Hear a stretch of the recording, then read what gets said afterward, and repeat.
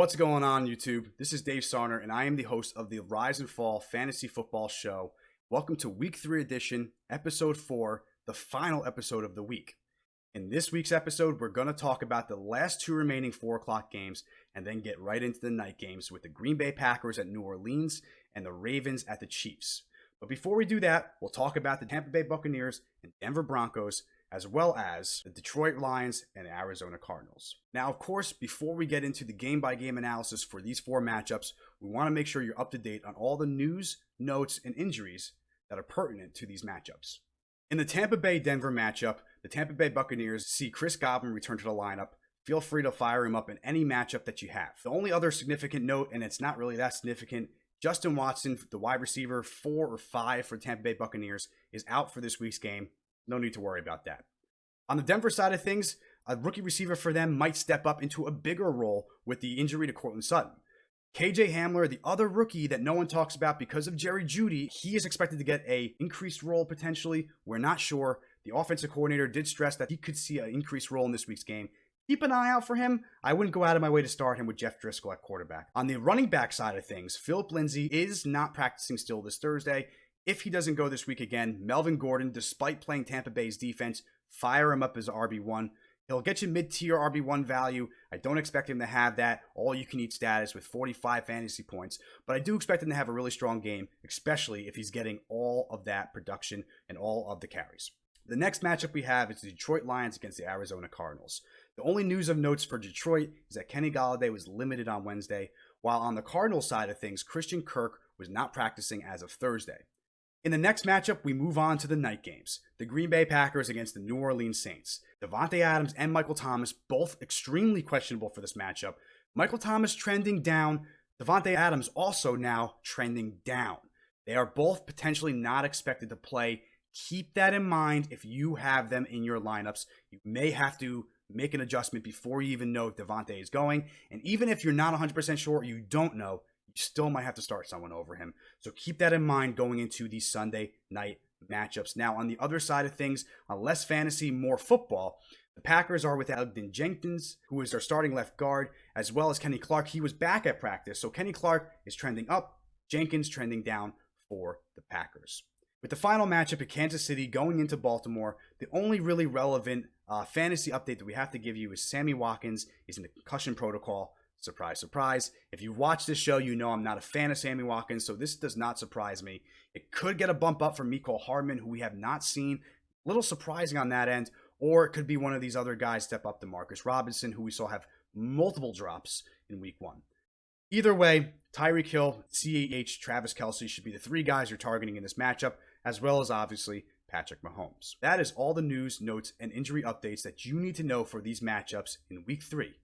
Now, enjoy the final episode of the week, episode 4. Buccaneers at Broncos, and there is actually quite a bit amount to talk about in this game, Matt. Yeah, there is, because who the fuck knows? Who the fuck what's knows? going to happen? Yeah, you're absolutely right. And when we talk about these teams, let's talk about the Buccaneers first, since that's the easier one to predict and to kind of give you an idea. Obviously, Chris Godwin, you're putting right back in your lineup. He's your wide receiver 1 most likely. You're starting him. You're feeling good about that. Mike Evans. You know what? Honestly, he might have a 0 week for you. He's going to have one of those eventually. and this could be that week. I don't know. He's the worst with that. So I'll never have him on a fantasy team again. He's done that to me every single year I've had him. Exactly. But I will say this. I expect both guys to eat in terms of volume and potential opportunities.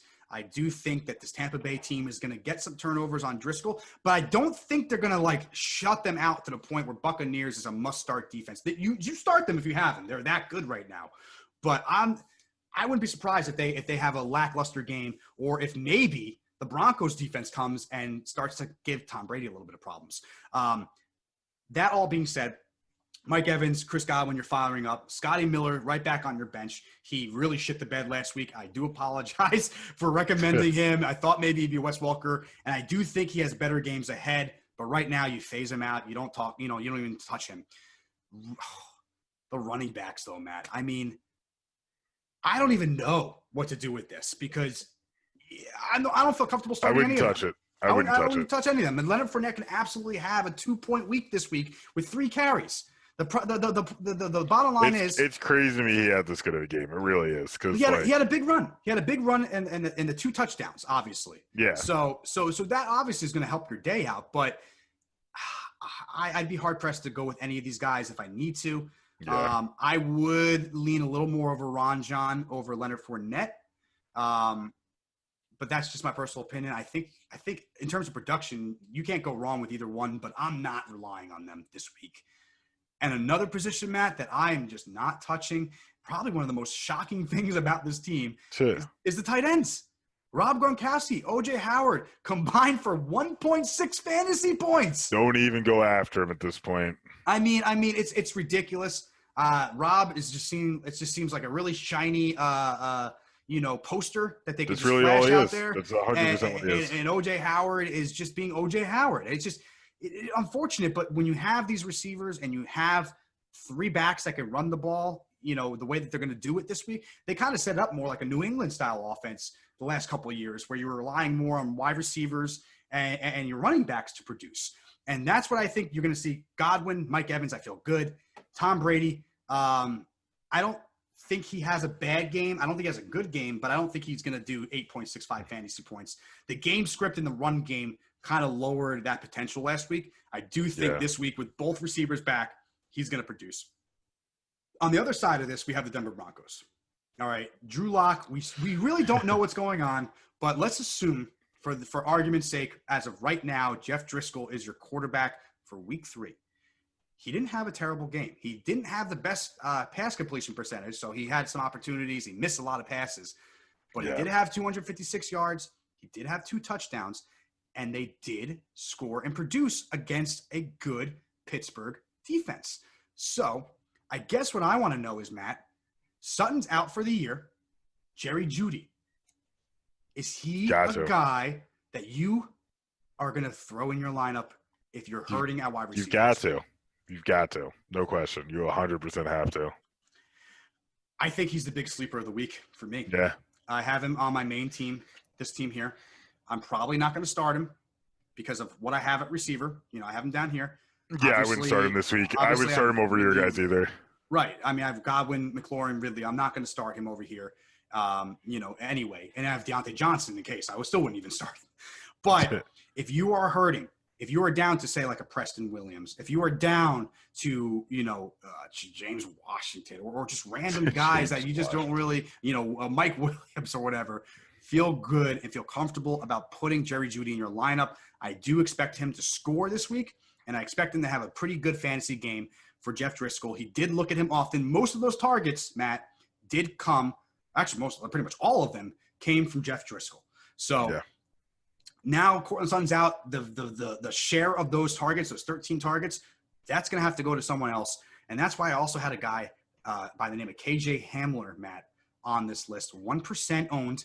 He's green for the fab list, so meaning that he could be a guy you could pick up. Projected 7.35 points for a reason. He had 7 last week. He might be your number 2. He's another rookie, super explosive, and I wouldn't be surprised if they roll out both of them this week for Jeff Driscoll, and both produce.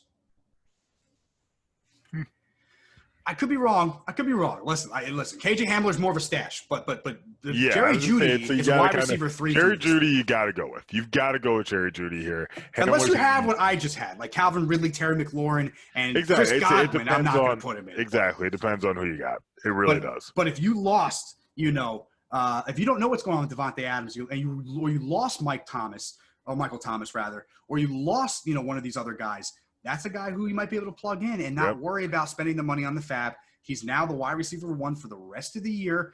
Even if he's not in this week, you should feel excited that now you're going to have the number 1 receiver for Denver. Even though they're not the best passing offense, they're going to target someone, and the volume is going to be there. I love him. However, the only other snag in that plan, Matt, the guy that needs to be in your lineup no matter what quarterback is there, is Noah Fant, baby. He is a TE1 bona fide, in my opinion. Oh, my God. Talk about a breakout year. Good. This is it for him.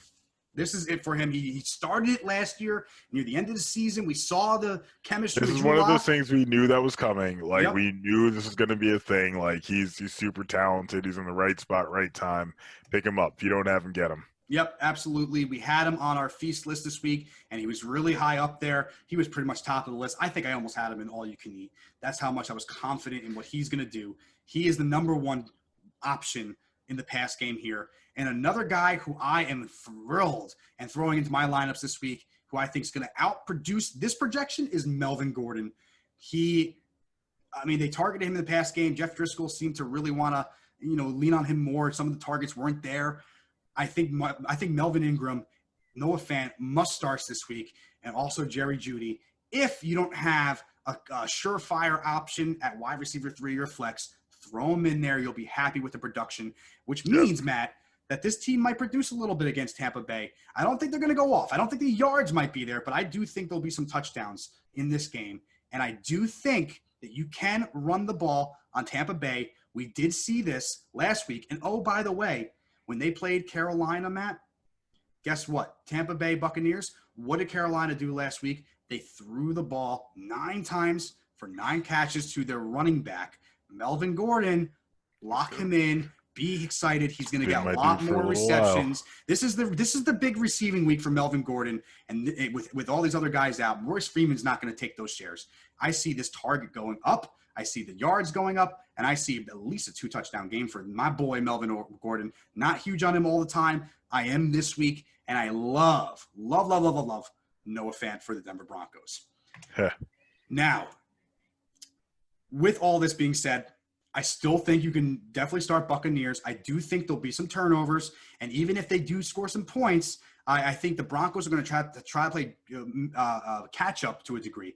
My concern only is that Jeff Driscoll, if he really starts to shit the bed, but if he even does anything similar to what he's doing here and is at least putting up yards, be excited about those guys on Denver. The locks in Tampa Bay are great. If you're starting Ronald Jones or Leonard Fournette, may God have mercy on your soul. That's really all I got to say to that. Next matchup here, Lions at Cardinals, Matt.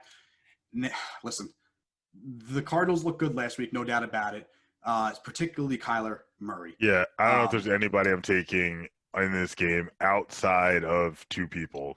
Maybe 3 people. There's 3 players I'm taking on both sides of this game. Okay, who are they? Go ahead. Kyler Murray. Yep. Kenyon Drake. Okay. And DeAndre Hopkins. Okay. That's it. Those are the only 3 guys I'm touching. I agree. Those are the only 3 that are even worth the lineup. I do think Christian Kirk can have a touchdown this game, and he might be someone that's guys that's like. Right now, it's hard to trust if I should go. If you would go with Christian Kirk or Larry Fitzgerald, and if you truly don't know which one of those guys you should be playing because you can't figure out who's the 1, 2, or 3, then you shouldn't be playing them. I mean, it's pretty much that simple. You look at Pittsburgh. Well, we kind of know. We know Juju is their number 1. We sort of know that Deontay is their number 2 based on the numbers.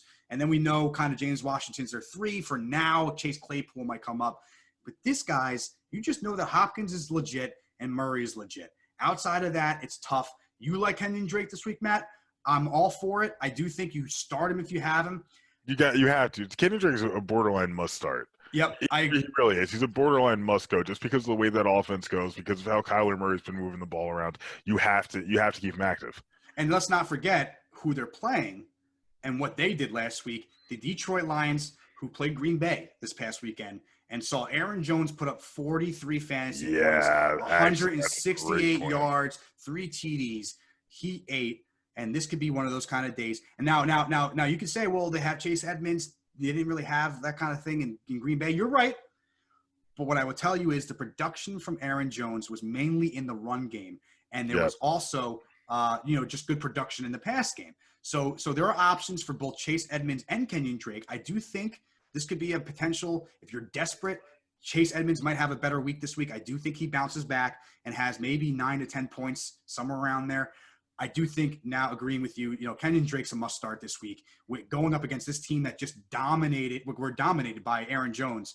I can absolutely see him doing the same thing. Now, again, I don't want to get caught in the tractor beam of, hey, this team did this one week, so the next team's going to do that, because it doesn't work like that always. But with this offense, with the way they are, I can fully expect to see Kenyon Drake get volume. The thing, Matt, that actually holds me up on loving Kenyon Drake this week is the run of Kyler Murray. he is the vocal point of that offense in the run game. Yep. And it was super obvious last week. The run game did not work well against us. We shut them down. You can see the stats. Nothing too crazy. 20 for 86 for Kenyon Drake. Nothing impressive by any means. Only 6 targets, 18 yards. Nothing on those. However, we're also talking about a team that has a quarterback that can run all the time and just be all over the field. That's where they killed the Washington team. And first of all, Troy Apke, you should be cut from the Washington football team today. Just throwing that out there. You single-handedly make Kyler Murray look like a fucking MVP candidate in 1 week, which is ridiculous. Almost every play, Matt, if you go back and watch the film, Kyler Murray's big plays, the runs, the passes, are all because Troy Apke took bad angles at the safety, or he was literally out of position on almost everything. It was nuts. It was always him. They keyed in on him. So I do think they're going to attack the secondary of the Lions. I don't know if we're going to see Jeff Okudah this week. I think he's supposed to be back, which will quell my excitement on any of these other guys outside of Hopkins. But I agree with you. I do think Kenyon Drake could have a big day. I personally am not as high on that, though. Just putting it out there now. Going on the other side of the ball, Kenny Golladay is back, we think. And if he is, you fire him up. I can't wait for him to come back to this football team. He's a great fantasy player. Really excited to see him come back healthy. If he's back, you're not starting Jones. You're not throwing him anywhere near your lineup unless you're desperate, unless you have injuries and so forth. Unless he's you number really, 2. really need him. Right, he's number 2, but I think 12.8 projected.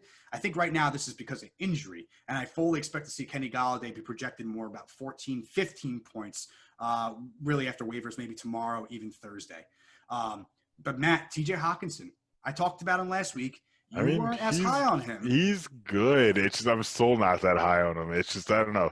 Something about that offense. Like if I was going to take a player from the Lions, it would honestly be Matt Stafford. It's tough for me to trust really anyone there. I agree with you on that. The one guy who I'm actually a little more confident on right now that I wasn't in previous weeks is DeAndre Swift, and we'll talk about him in a second. But TJ Hawkinson, again. Cardinals, we saw last week, they shut down the tight end in Logan Thomas. He didn't do much against them in week 1. When we go on to, or week 2 rather, when we go to week 1, they lost, or they won to San Francisco rather. I had to change that. But they won against San Francisco. And I don't believe, obviously Kittle didn't have a great game in that game either, if I'm not mistaken. So I think when you look at this team, the tight end could be an interesting option for TJ this week. I think the matchup works well. And I think the pace of the game could allow him for some more targets than 5. That being said, I am not as high on TJ as well. Listen, I'll take Gesicki. I'll take, a bunch of these other guys. Bunch of other guys. Yeah, Jared Cook, Darren Waller. Every one of these guys are going to be over TJ Hawkinson. He might be in the same range as like a Logan Thomas this week for me, which might end up being on the famine list. So that being said, though, there is a guy that's getting a decent amount of targets and that's getting some production. It seems like he has a role. Will it expand? Yeah, will it expand in DeAndre Swift?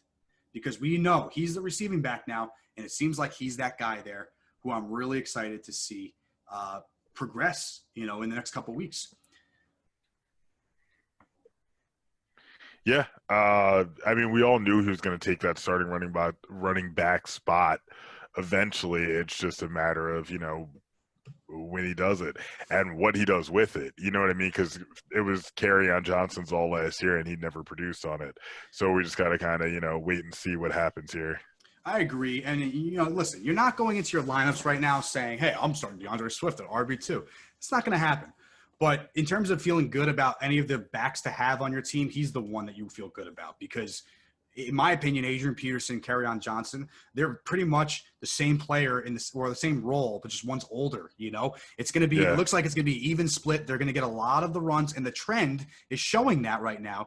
8 for 32, 7 for 41, very consistent, but only one target between the two of them, 5 for 5 for 60 for DeAndre Swift. He has his role, and I'm cool with that, and especially in the PPR league. You feel good. Hey, listen, if you have to put him in as a flex, these are the kind of guys where I'm like, you want to have these kind of standalone flexes where or standalone handcuffs where Swift's not really a handcuff, but at the same time, he's kind of the other running back here who's not going to get the volume of runs, but he's going to be that third down back, that receiving back. And that's the kind of guy where if like Peterson goes down and Johnson goes down, DeAndre Swift's going to be the guy. So he's a good stash. I think he plays pretty well this week because of volume. I don't think he scores, but I think he has a little bit more of an even reception to run ratio. I think he does get around the 9 to 10 point range again. Out of all the running backs, he would be the only one that would be willing to start. And really, that's if you are struggling. Like in our league, Matt, when I have Todd Gurley, Antonio Gibson, and, who was my other guy? I don't even remember who I have there.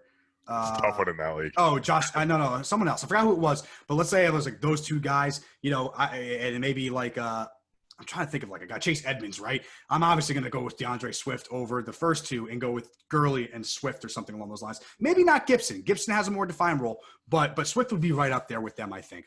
So I'm pretty high on actually DeAndre Swift this week and TJ Hawkinson in this matchup. I think a better offense is going to produce better against the Cardinals than, say, the Washington team did. Let's be real. That defenses look good in 2 weeks for Arizona, but they played the Bengals and the Washington football team in weeks 1 and 2. Maybe some of the most underdeveloped offenses in the league. This week, Matthew Stafford, I just feel like it's going to be one of those like all-you-can-eat weeks with him where he has the big fantasy week. With Kenny Galladay back, Marvin Jones in the mix, now you kind of have your full stable on the offensive side of the ball. And if Jeff Okudah goes, I just have a strong feeling this team could even, Matt, upset the Arizona Cardinals this week. Wow.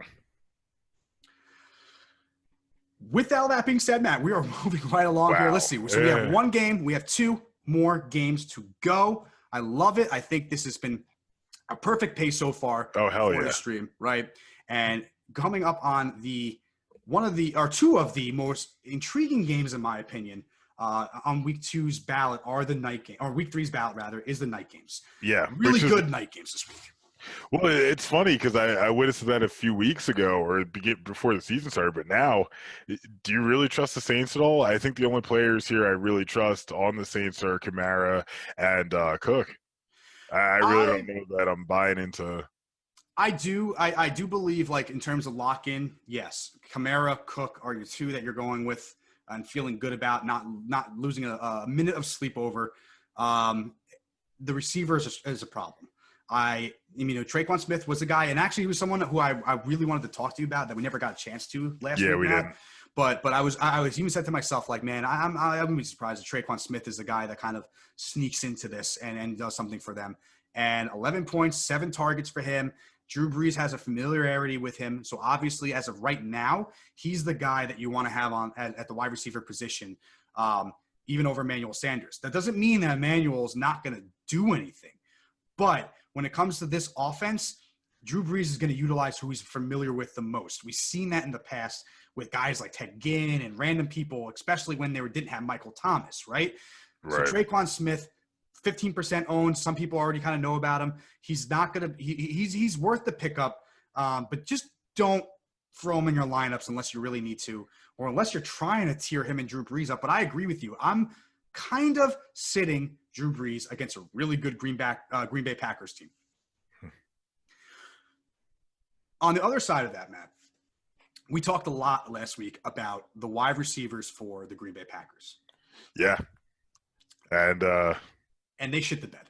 No other way.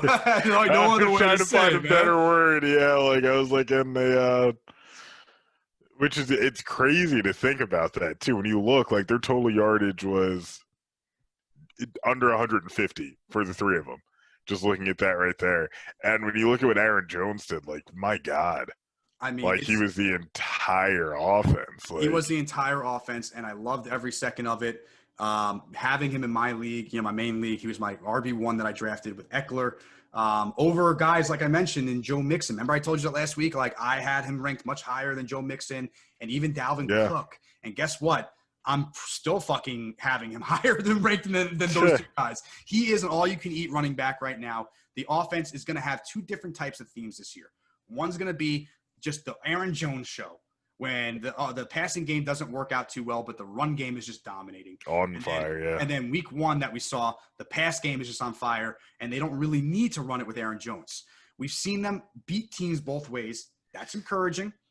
But I think last week was more of a product of the game flow, and essentially they got up early and Aaron Jones was just going off. So they really, I mean, dude, you have to understand, like after the 75 yard touchdown in the first play of the second half, they fed him hard all day. So at that point, that game script was get Aaron Jones the ball. And that's why this production was down this week, on top of the fact that Davante Adams is a little banged up. We don't know the status of how banged up he is. But if he can't go, Allen Lazard gets a start this week. MVS is worth the pickup this week, even if he's not there. But if Valdez-Scantling could be an interesting option, because I don't know how many people are going to go out of their way to spend money. But if Davante Adams doesn't go, he could become a very valuable asset. So be careful if you're going to go after him tonight. Don't go all over the top with him.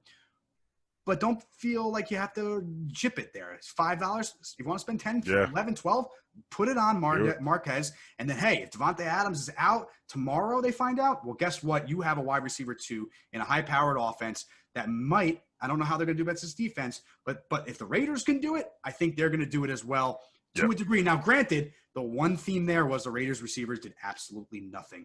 I do think this is another Aaron Jones show.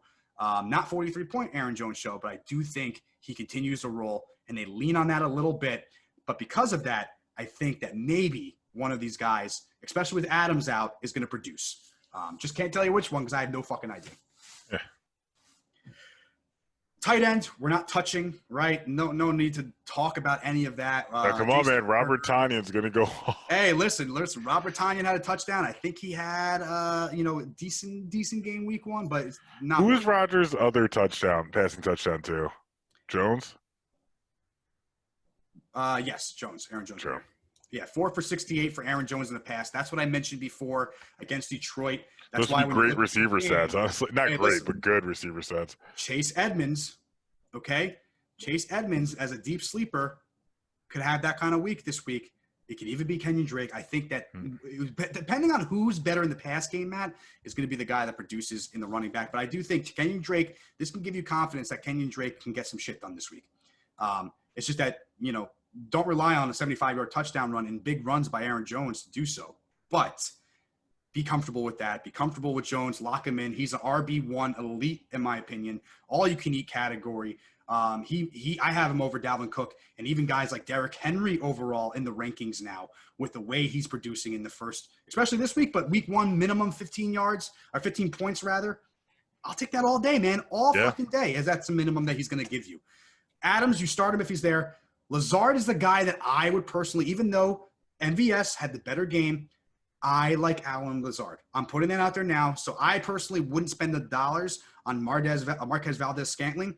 Go after the Lazard king. I would go after Lazard. He's probably not there, but I would go. I would feel very hesitant about putting either of them in against the Saints defense, who really shut down the pass game yesterday from a wide receiver standpoint. Now, granted, that was because of Darren Waller, but that doesn't really convince me that you're going to start Jay Sternberger or Robert Tonyan over anyone in your lineups, right? On the Saints side, like you said, we talked about that stuff. Lock-ins for us is Alvin Kamara, Jared Cook are your 2 lock-ins for the Saints. A lot less than usual. Defense, I have them. I'm not starting this week. I'm probably going to try to pick up a different defense in my one league and try to keep them because they're definitely a top-tier defense. But I don't expect them to have the same results against Aaron Rodgers as they did last night. And they didn't really have good results last night. They played pretty bad. So I actually do expect them to have the same results. I think you phase out the defenses on this matchup. You focus on the running backs, and you focus on the tight end for the Saints and the quarterback, of course, Aaron Rodgers for the Packers. Now, our final game, Matt, the Monday Nighter. I can't believe we're finally here, and you know what? It was a really good time. Have the Chiefs had any games that weren't prime time yet? Like, wasn't their last game at 4:00? Am I crazy? The Chiefs. Let me see. They played. No, I think last week was 4 o'clock. Last week was 4 o'clock. So that's all. I mean, I count that as prime time. They haven't had one game that's not viewed. They were 4 o'clock, but they were the prime time. Like if you didn't have a market game, they were giving you that game because we got them here in Jersey over the Washington game in Arizona, which and the Baltimore game, and I'm sitting here like, what didn't make any sense. What is that about? How the hell? Like I mean, come on now, man. What the hell is that all about? Like, Yeah. don't give me a fucking West Coast game. Granted, it was a good game, and I had Eckler and Tyreek Hill, so I'm not mad that I get to watch it. Yeah, Come on, but man. still. Come on. Now, anyways, Matt, the matchup that I think might be one of the coolest matchups that might underwhelm at certain times in this game because of the hype going on is the Chiefs and Ravens game. I think it's going to be a really big battle here. Yeah, that's going to be huge. I mean, this is a really good Monday night matchup. I mean, this is the best above all matchup. else. This is what should have been the Thursday night matchup to start the season off. Realistically, Yeah, honestly. it shouldn't have been the Texans game at all. It should have been the Chiefs. I mean, I guess it was because it was at Ravens. So if it was flipped, maybe that would have been the case. Yeah. Of Fair. course, we're going to spend 2 seconds on this. Lamar Jackson, Mahomes, you're starting them. No discussion, no extra Yeah, analysis. if you were to come to us to question that, you should not be playing fantasy football. Exactly. So you start them any chance you get. Let's start with the Chiefs, Matt. And I just want to I wish I had a horn to toot right now because Sammy Watkins, I warned you. Yeah. Yeah, this is what he does every year. Every single year. He'll tease you and then he'll abuse you. He'll show you something and then just completely disappear for weeks at an end. So just don't trust him. I agree. It's not worth the time that you're going to worry about if this guy's going to be in your lineup every week, if they're not going to be there. It's not worth it. I mean, there's an easy way to look at Chiefs matchups if you have a Chiefs player. If you have a Chiefs player and his name is Patrick Mahomes, Edwards-Helaire, Hill, or Kelsey, even though I personally don't like Hill as a human being, if you have one of those four, start him. Don't think about it twice. I agree with you, man. I mean, you go with them if you have them. You don't think twice. Sammy Watkins, you're benching. Do not start him. If you waste your money on him, well, I warned you. Enjoy the fucking waste of money that you have on your bench. You're most likely trying to get rid of him too. Listen, you'll most likely drop him for Demarcus Robinson down the road. And don't worry, we're kind of in the overtime of the first one, so we still got 10 minutes on this team anyway. Mecole Hardman, I'm a little surprised that he's just been not utilized. I do expect him to kind of step up eventually. Like he has to step up eventually, right? With Sammy Watkins. At some point. I just don't know, man. I mean, Kelsey's your lock. Patrick Mahomes, you lock. Tyreek Hill, you lock. CH had a really underwhelming game. He did have 18 targets, but he only had about 70 yards and no touchdowns on the game, Matt. Clyde Edwards-Helaire was week one you know what? Everyone after week one, Clyde Edwards-Helaire, he is legit. He looks like an RB. He is going to be a tank. And I thought to myself, it's fucking week one, the first game of the season. We haven't seen any other team play. And they played a fucking breaking down Houston Texans team. I wasn't sold. I was pretty sold. I thought he was going to be really good. I mean, he wasn't bad this week. This wasn't a terrible outing. It just wasn't a good one. Don't get me wrong. I think he's a good back, and I think he's a well worth your whatever you paid for him. How week one went, you're right. It wasn't a terrible week. The team as a whole struggled. Even Patrick Mahomes struggled early in the game and turned it on the second half, and they really had to kind of go to the pass. I mean, you can see 10 touches at the running back position, 14 total, and, it just wasn't there for him this week. I think he steps it up this week. That being said, he is going against Baltimore. That is another really tough matchup and something where I'm not as excited for him. I think Tyreek Hill you start, but in my opinion, the only two other guys that you're throwing in from the Chiefs is Mahomes and Kelsey. Yeah. I mean, CHE you could start, but Matt, he's going to be number one on my famine this week. Wow. Bold prediction, I think he does underproduce again. It could be a game script thing. It could be a volume thing, or maybe one of the other running backs gets a little bit more involved, like Hobson gets a couple more yards. I don't know. Something about I need to see more consistency from a top-tier end for me to say he's an RB1, you start him, you're good to go. Now, granted, most likely if you have him, you're starting him, right? I'm not saying you don't start him. But don't be surprised. And when I say famine, it could be very much another week like this. 10 points maybe. Not going to be really worth that top tier. I'm not taking him in DFS this week, put it that way.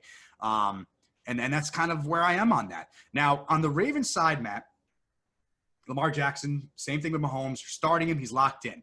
Mark Andrews also, same thing. You're locked in even after the big week or a bad week. I could tell you, Matt, I had Mark Andrews last year. Let me be perfectly frank. He will produce. This week, he's going to produce. Want to know why I know that? Want to know why I can say that with literally 100% confidence? Because I had him all of last year.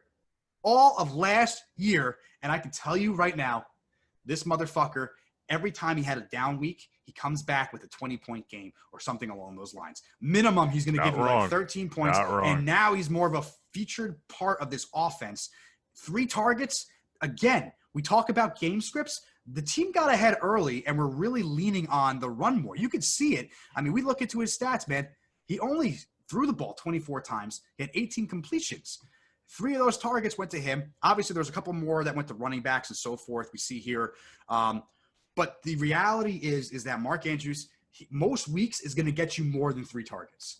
Yeah. He's going to get you volume. And so when he gets volume, he gets points. You put him in. It's a high-powered offense. This Chiefs defense is not as good as the Ravens defense for the matchup purposes. So I do think that the Ravens – now, they'll play well because they're both championship-caliber teams. But I guarantee you, you're going to see Mark Andrews get in the end zone and get in the end zone early, and it might be twice.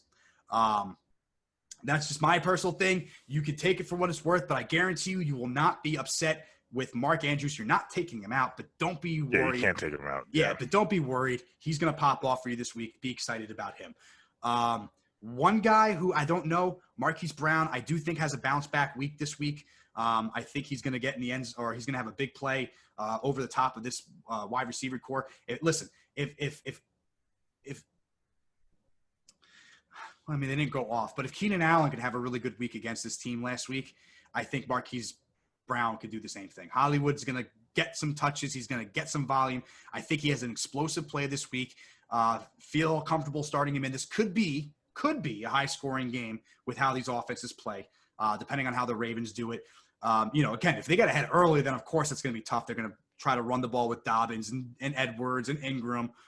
But I love Marquise Brown. I think I'm more confident in Brown, Matt, in terms of the shares. I think he'll have a better chance of hitting that home run ball or getting production than especially over the running backs, let's say, with what we're seeing now could be a fucking 3-headed monster? What is this bullshit? 2 touches for Dobbins, 10 for Edwards. 10 for Gus Edwards. He made good use on those 2 touches, but who the fuck has Gus Edwards? And that's not a guy that I want to risk wasting FOB on or wasting a waiver position on. And what sucks even more, he averaged 7.3 yards a carry and was easily the best running back on the team yesterday or on Sunday. That's what pisses me off the most because now it's going to give him more. Because now you're going to see him get more. Even if it's 4 or 5 carries with 3 running backs, that's leaving maybe 9 to 10 carries, if that, for your running back. J.K. Dobbins was supposed to be this guy. It's great. Sorry. Man. No, go ahead. It's great from a real-life perspective, horrible from a fantasy perspective. Exactly. And we already saw the shift in week 1 to week 2. We saw J.K. Dobbins, the goal line guy, was getting a little bit more of a featured role to a degree, started that game, I think even. Scored a touchdown last week. This week, Mark Ingram comes back. 9 carries, 55. He gets the goal line carry for the touchdown now. That's what also pisses me off with these guys is you have 3 guys who could be a goal line back. So you don't even have a pounder first, second down back like Adrian Peterson, DeAndre Swift. I love that combination more than I like this at all from a fantasy perspective. I'd rather take the chance on starting DeAndre Swift over any of these guys in fantasy this week. And yes, I know what offense they're coming from, but I think the guy who's going to be the runner and get the most production this week potentially is going to be Gus Edwards. Gus Edwards, Lamar Jackson. Yeah, Lamar. Oh, yeah, no question. So I don't like it. I mean, this is one of those guys, perfect situation for DeAndre Swift. If you have Dobbins or Ingram and you have Swift and you're like, I don't know who to fucking start, go with Swift. Yeah. Go with Swift. The role's more defined. The game script is ready for receptions for him to get a nice uptick there. I actually really like him as a deep sleeper this week. I don't know why, Matt. If I'm right, I'm gonna fucking use this clip and get. I have access to all the 22 films, so I have the film for everything now that I can make clips now. And I'm just gonna post it because if I'm right, damn, that's a hell of a deep being right about kind of thing. You know what I'm Yeah. saying? And it's a bold one. DeAndre Swift is going to play better than both J.K. Dobbins and Mark Ingram this week, and he is going to produce for you RB2 numbers minimum, 12 points minimum for DeAndre Swift, and I do think he outproduces both of these guys.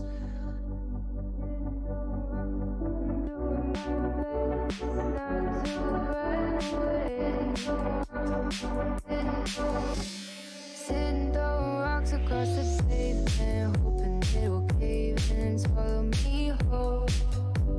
Wondering why my mind